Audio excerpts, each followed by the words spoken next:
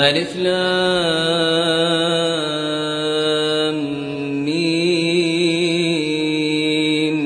ذلك الكتاب لا ريب فيه هدى للمتقين الذين يؤمنون بالغيب ويقيمون الصلاة ومما رزقناهم ينفقون والذين يؤمنون بما أنزل إليك وما أنزل من قبلك وبالآخرة هم يوقنون أولئك على هدى من ربهم وأولئك